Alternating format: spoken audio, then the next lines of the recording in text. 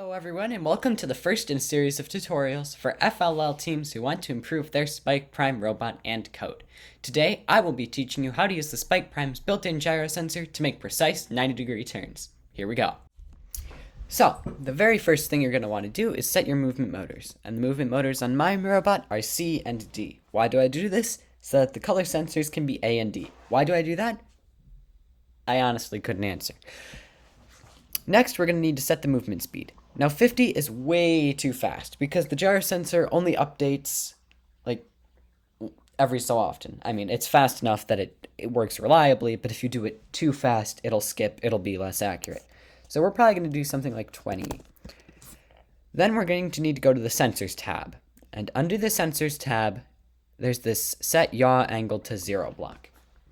And the yaw angle is basically the rotation of the robot on a two-dimensional plane. So if it can't spin any other direction, which is what we want, it's just rotating like normal.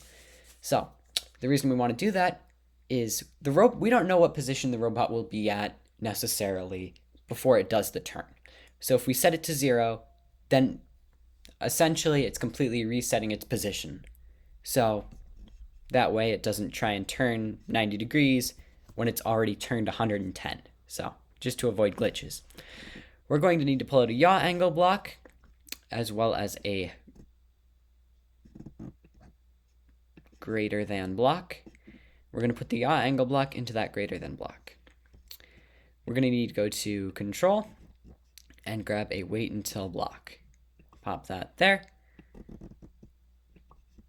Put this here.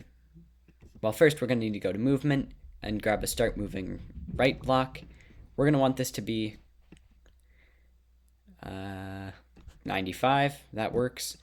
So in this, we're going to need to put the amount of angles we want the robot to turn.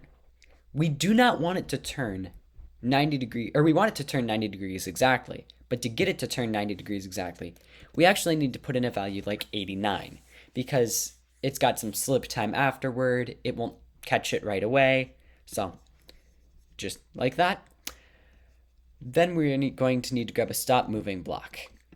That's all. So just to refresh how it works, fully explain it, we start by setting the movement motors and movement speed just so the robot knows how fast to go and with which motors. Then we're going to reset the angle at which the robot is positioned. So we're not going to change the angle it's positioned at. We're just going to reset what it thinks it is. Basically brainwashing it without deleting your programs, don't worry. Then we're going to start turning. It's going to continue turning while it is waiting until the yaw angle of the robot is greater than 89. After that's done, it's going to stop moving. That's all. Here it is in action.